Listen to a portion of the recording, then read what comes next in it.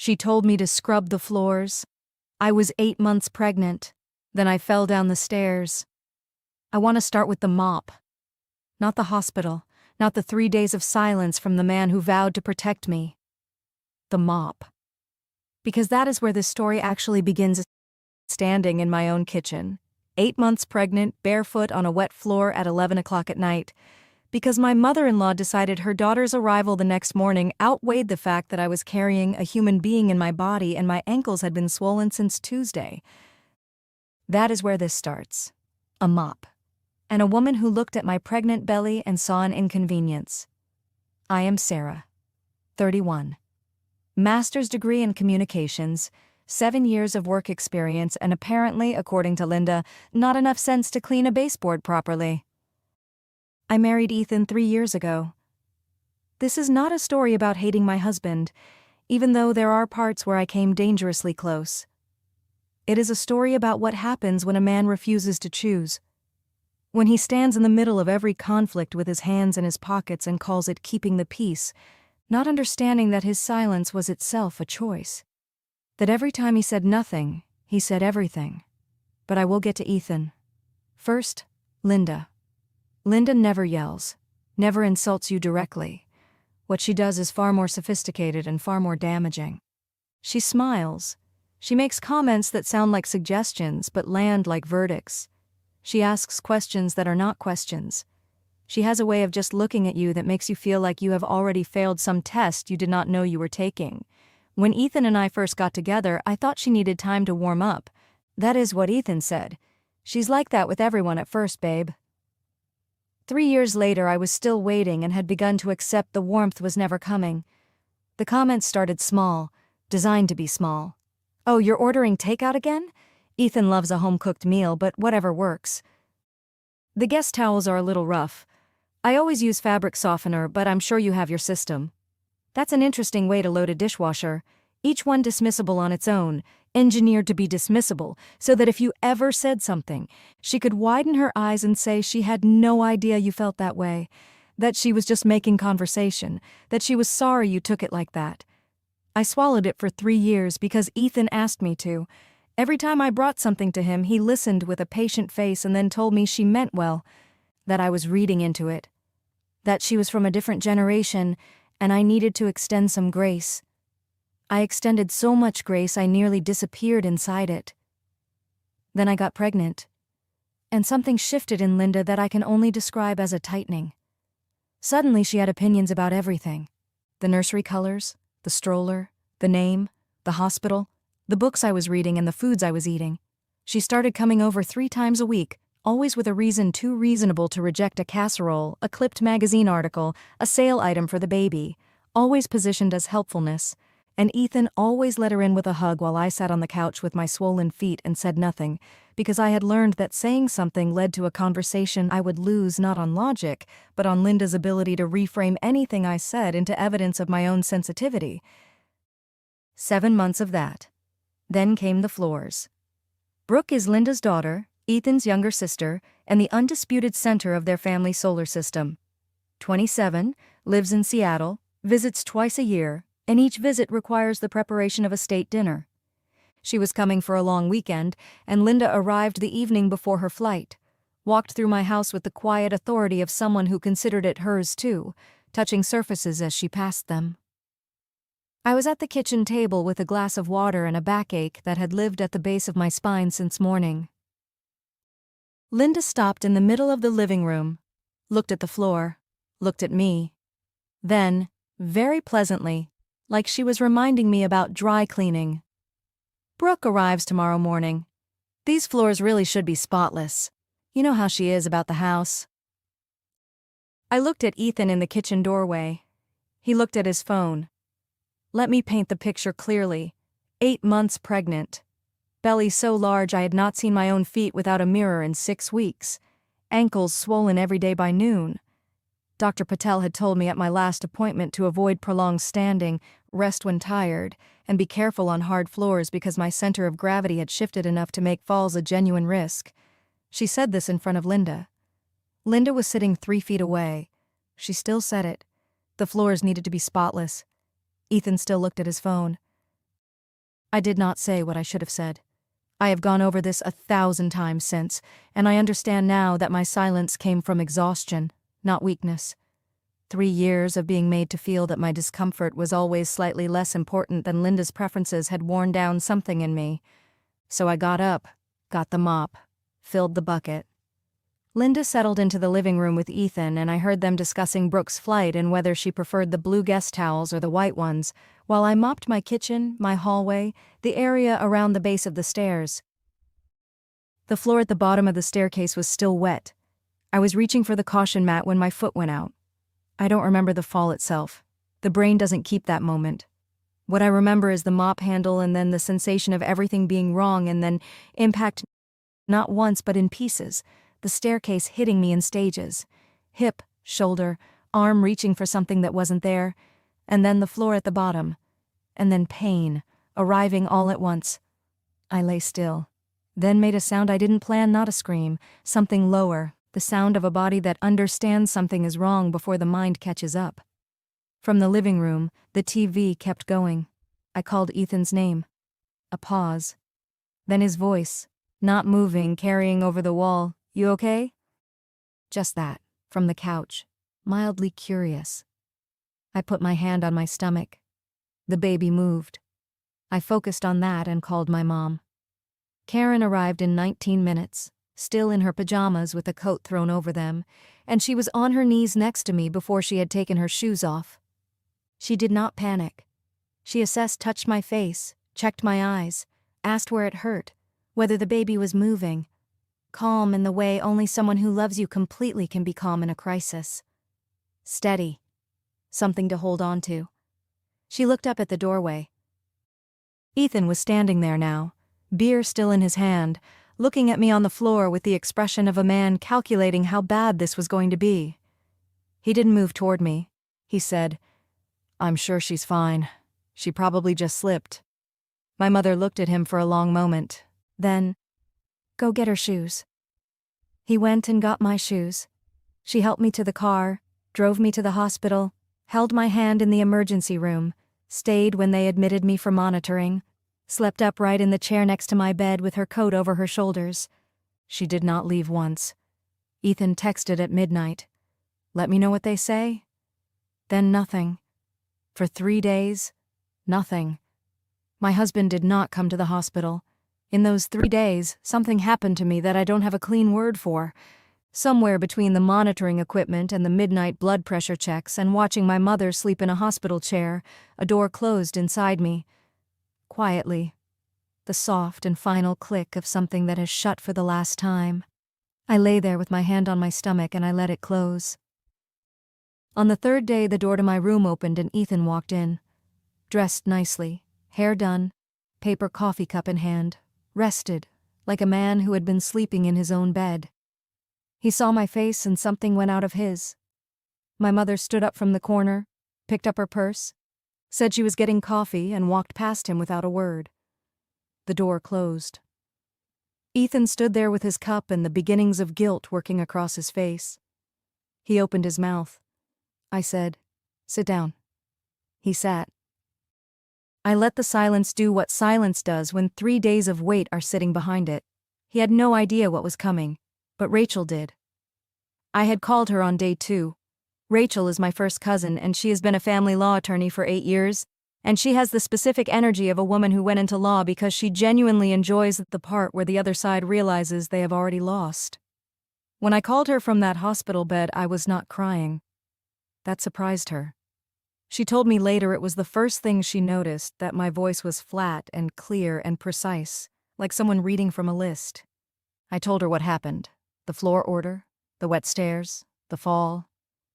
Ethan's voice from the couch. The 3 days of silence. She listened without interrupting, which is how I knew she was taking it seriously, because Rachel always interrupts. When I finished, she said, "Don't talk to Linda. Don't talk to Ethan about anything that happened. Don't post anything, just get better and let me work." I said, "Okay." She said, "Sarah, I need you to hear me. What you just described is not just a marriage problem." I heard her. While I was in that hospital bed, Rachel was moving. She pulled my hospital records, the admission notes, Dr. Patel's documentation, the nursing notes that recorded the exact nature of my fall and the condition I arrived in. She called the hospital's patient advocate and established a paper trail for the incident. She also called Diane, a family friend who had been at our house 2 weeks earlier and had witnessed something I had mentioned to Rachel once in passing and then filed away under things I let go. Diane had seen Linda move the caution mat, not on the night of the fall, 2 weeks before, during a Sunday dinner when I had mopped the kitchen floor and put the mat down, and Linda, walking past, had picked it up and folded it neatly and placed it on the counter, saying the mat was an eyesore and the floor was fine. I had put the mat back after she left. I had told Ethan about it, and he had said she was just tidying up, that I was reading into it. I had let it go. Diane had seen it. Diane remembered it. Diane was willing to make a statement. Rachel called me back on day 3, an hour before Ethan walked through the hospital door, and told me about Diane. I sat with that information very quietly. Then I asked Rachel one question. "Is this enough?" She said, "It's a start, but I need you to tell me, has anything else happened? Anything that felt off, that you dismissed, that you told yourself was nothing?" So I told her everything. And what had seemed, piece by piece, like ordinary friction from a difficult mother-in-law, assembled itself into something with a very different shape when I said it all in sequence, out loud, to someone who was writing it down. The prenatal vitamins Linda had brought me in month 5, insisting mine were the wrong brand, replacing them with a bottle she bought herself. I had taken them for 2 weeks before Dr. Patel mentioned my iron levels were unusually low and asked if I had changed anything. I had switched back to my original vitamins and said nothing to anyone. The time Linda had rearranged my kitchen while I was at an appointment, moving the step stool I used to reach the upper shelves to the garage because it was cluttering up the space, so that when I came home and reached for something above my head, I overreached and wrenched my shoulder. The essential oil diffuser she had gifted me for the nursery, described as calming and perfect for babies, that I had used for 3 nights before reading that several of the oils in it were contraindicated in pregnancy. When I mentioned it to Ethan, he said I was being paranoid, that Linda had researched it, that I needed to stop looking for problems. Individually, they were nothing. Accidents, good intentions, poorly executed, the kind of thing a reasonable person lets slide to preserve family peace. Together in Rachel's notepad, they were a pattern. Back to the hospital room. Ethan sat in the chair across from my bed and did not touch his coffee. He had the expression of a man who had rehearsed a speech on the drive over and was now sensing it was not going to land the way he planned. He said he was sorry, that he had been dealing with his mother, that she had been upset and he had been trying to manage the situation, and he knew that sounded bad, but he needed me to understand the position he was in. He said Brooke's visit had been stressful and Linda was emotional and he had just been trying to keep everything calm. I let him talk. This is something Rachel had specifically told me to do. Let him talk, don't react, let him build the record. He talked for about 4 minutes. When he stopped, I said, "What did Dr. Patel tell us at my last appointment about standing on hard floors?" He blinked. "Sarah." "What did she say, Ethan?" He looked at his hands. "She said to be careful. She said to avoid it. She said my center of gravity had shifted and falls were a real risk. Your mother was in that room. You were in that room. And then your mother told me to mop the floors and you stood in the doorway and looked at your phone."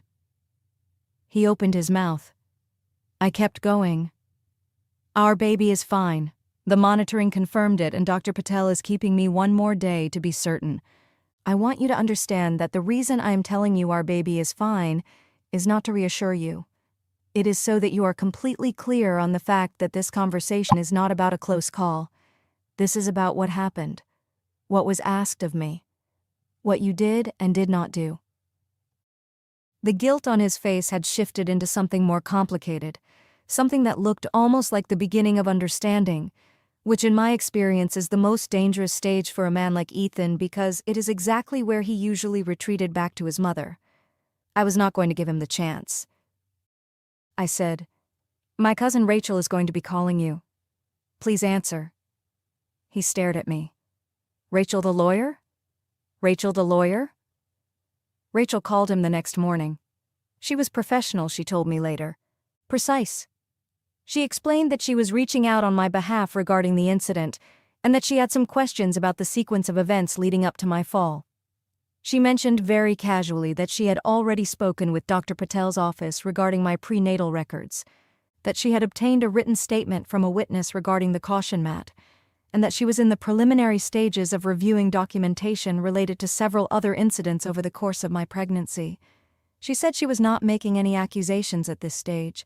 She was simply gathering information and wanted to ensure Ethan had the opportunity to provide his perspective before she had a clearer picture of what the documentation showed. Ethan called me 7 minutes after he hung up with Rachel.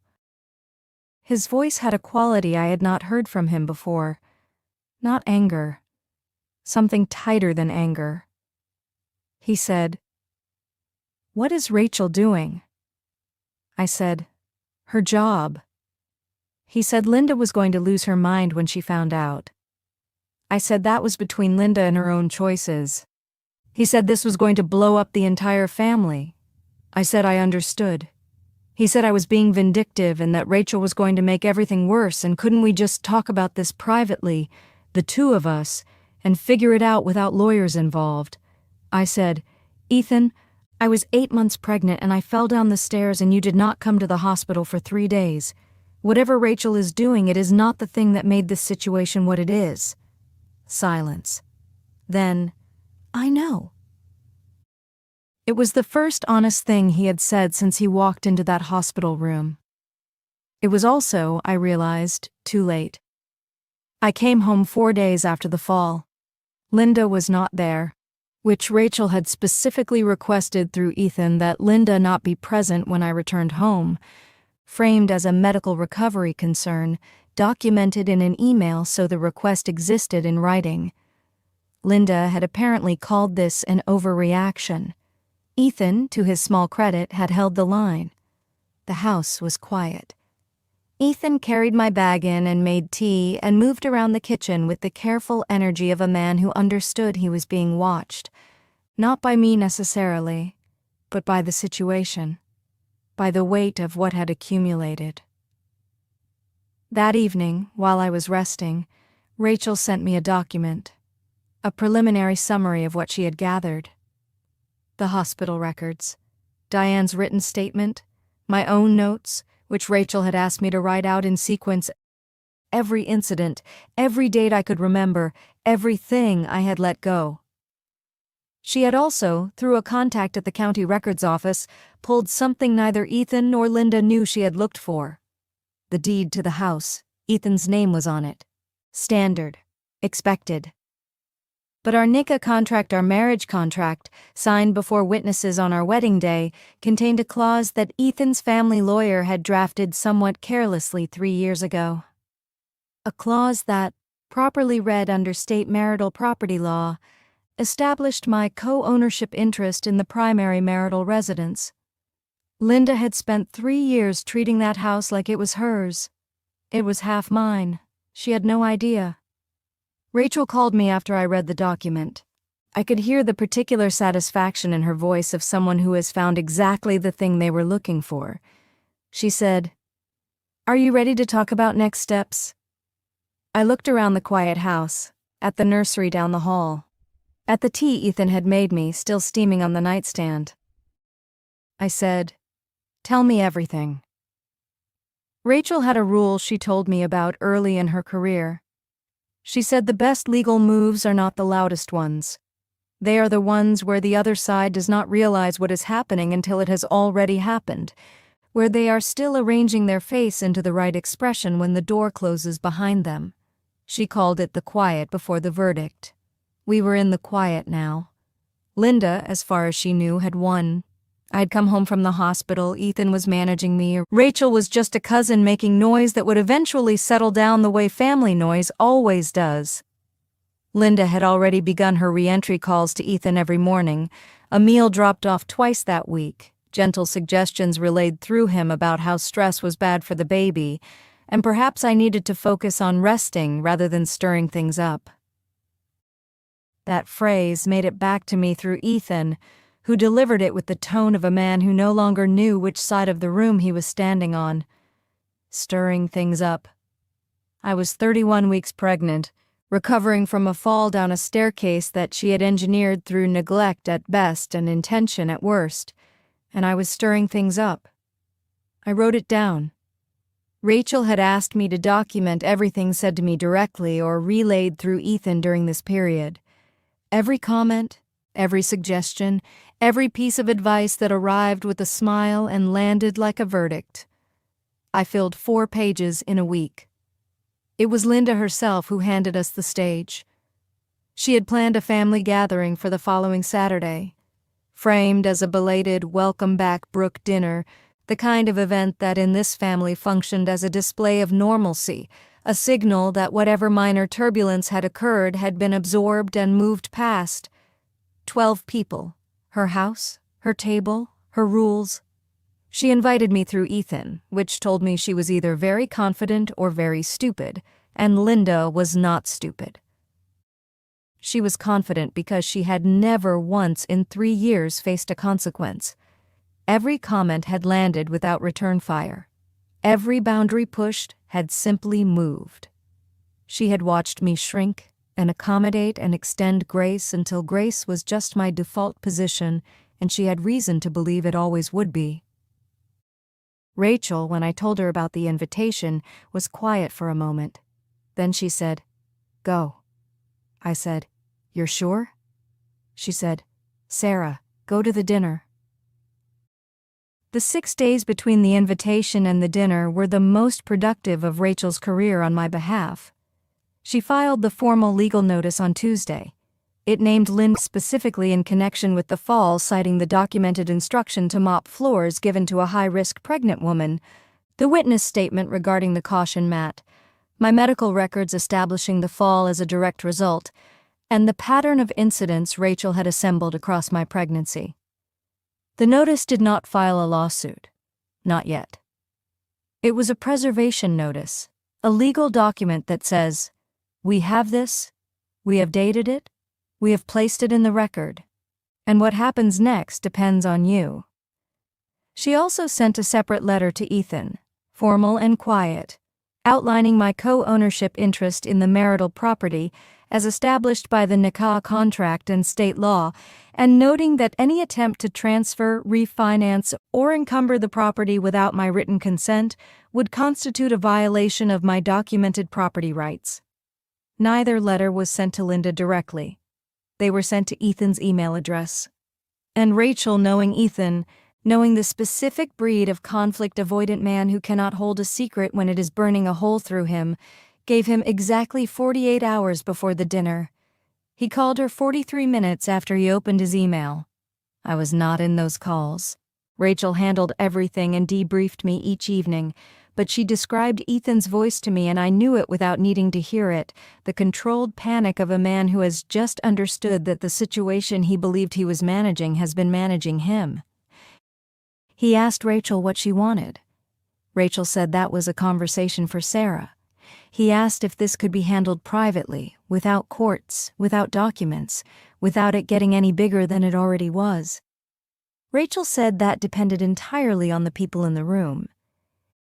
He asked, very quietly, if Linda knew.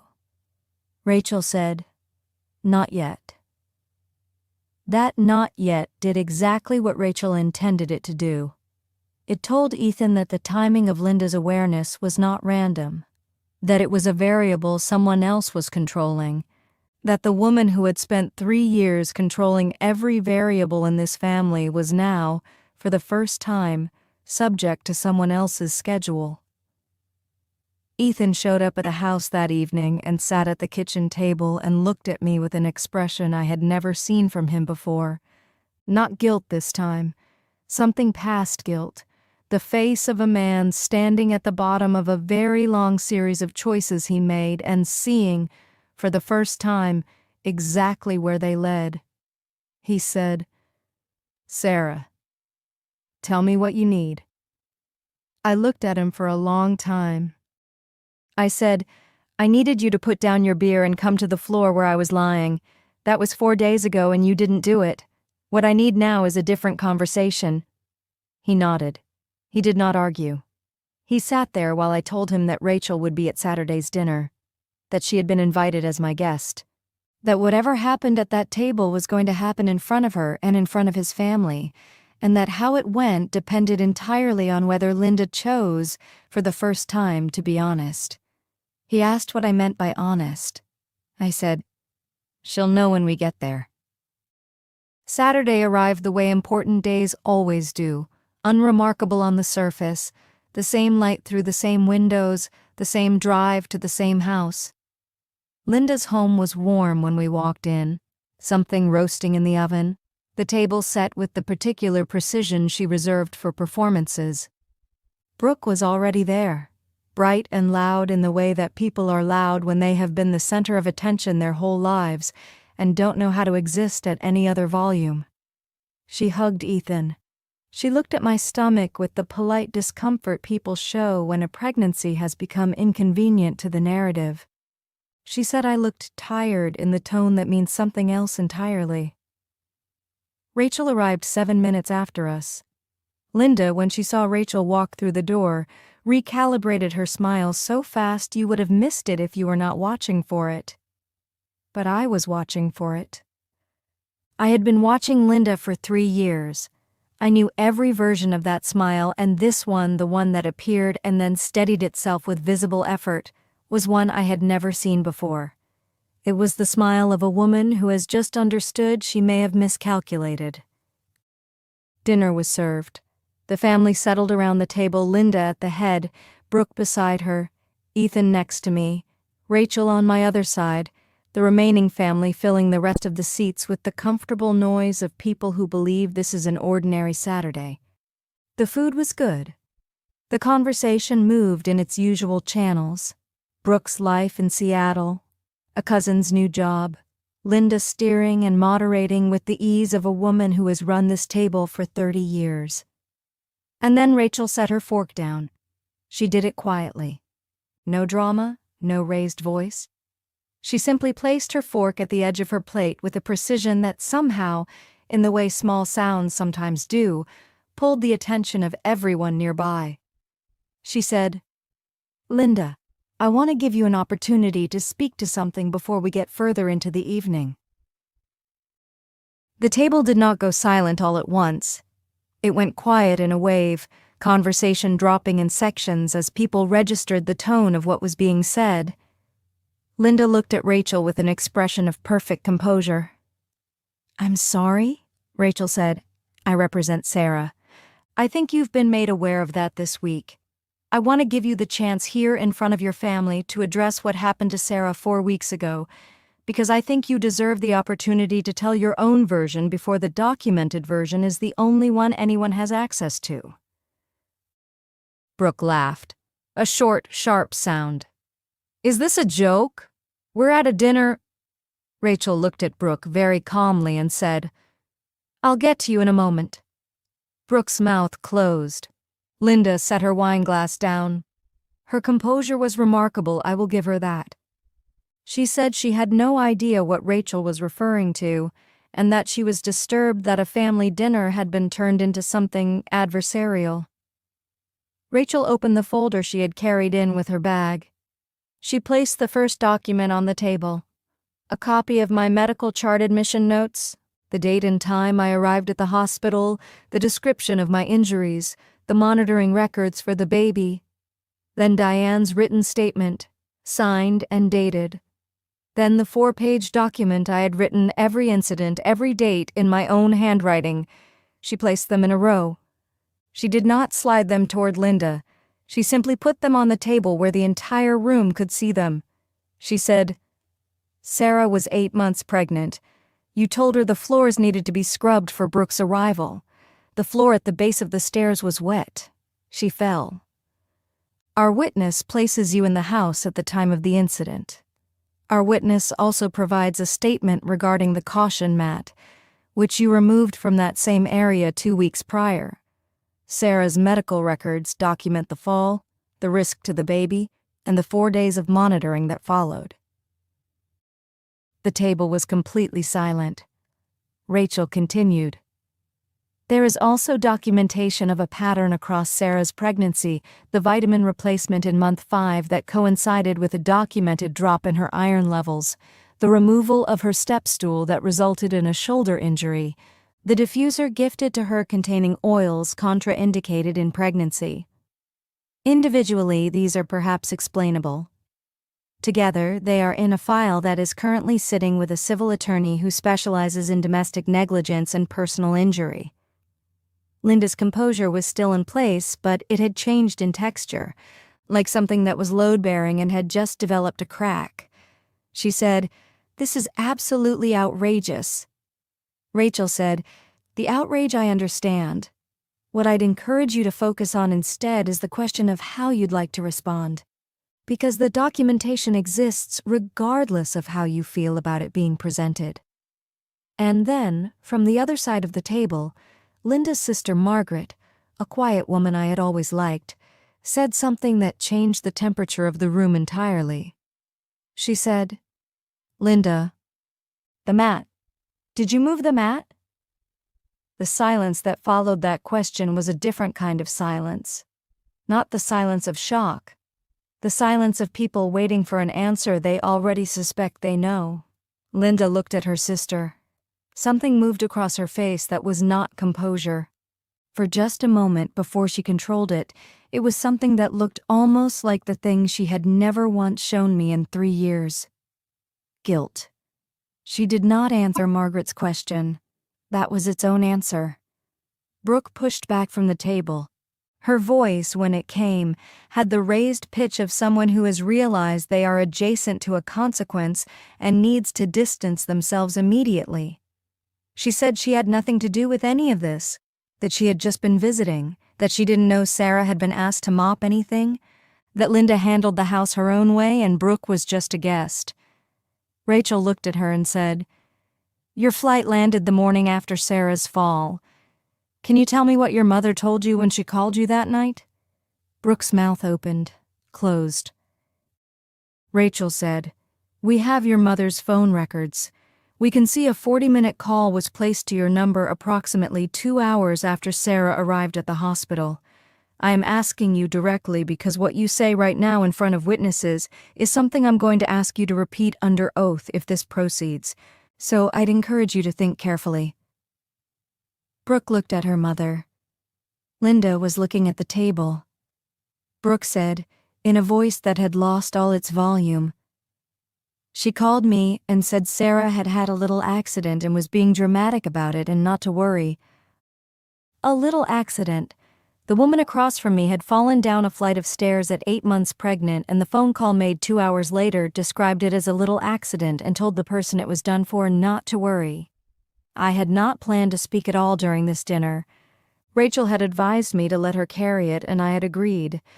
But something in those words, the casualness of them, the economy of dismissal contained in a little accident, moved through me in a way that required a response.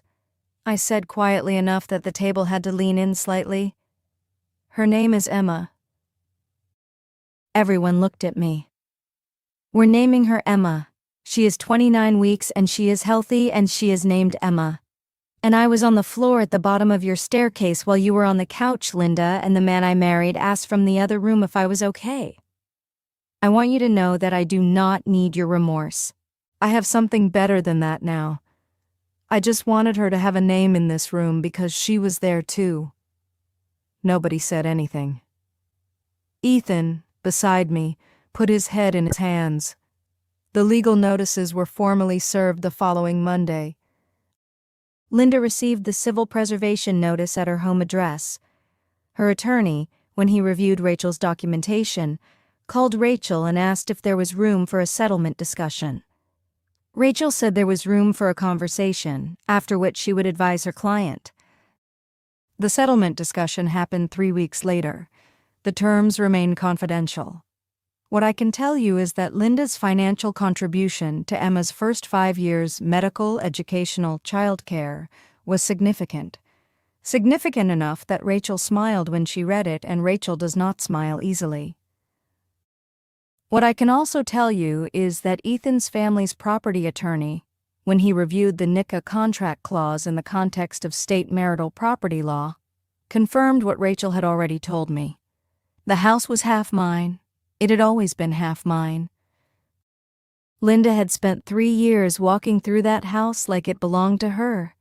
It belonged in part to the woman she had spent 3 years trying to make small. Ethan came to me 3 weeks after the dinner. He sat down across from me at the kitchen table, in the same chair he had sat in the night he first made me tea, and he looked at me with the face of a man who has spent weeks in a reckoning of his own, and has arrived somewhere painful but honest. He said he was sorry. He said it without qualification, without the but that had followed every previous apology, without the instinct to redirect toward his mother's intentions or his own difficult position. He said he had failed me in a way that was fundamental, and he knew it. He said he had chosen comfort over courage every single time the choice came up, and he had called it keeping the peace. And it was not that. It was not that at all. And he knew it now, even if the knowing was too late. He said he wanted to fight for the marriage. He said he wanted counseling, change, time, a chance to be different. He said he understood if I said no, but he needed to ask. I looked at him for a long time. I thought about the mop, the wet floor, the 19 minutes my mother took to arrive, the chair she slept in for 4 days, the beer in his hand, the voice from the couch. I thought about Emma, moving steadily inside me, 10 weeks from arriving in a world I was going to have to be strong enough for both of us to live in. I said, "Ethan, I believe that you are sorry. I believe that you mean every word you just said, and I believe that if I stayed, the next hard thing that came along, you would stand in the doorway again with something in your hand and look at your phone. Not because you are a bad man, because you have never once in your life chosen difficulty over ease, and a person does not change that in 3 weeks of feeling bad about it." He looked like I had hit him, which told me I was right. I said, "Get a good therapist. Be better for Emma than you were for me. That is what I need from you now." He nodded. He cried, actually cried, for the first time, silently, with his hands flat on the table. And I sat across from him, and I felt something I had not expected to feel. Not satisfaction, not even relief, just the clean, clear sensation of a woman who has stopped waiting for someone else to decide what she deserves.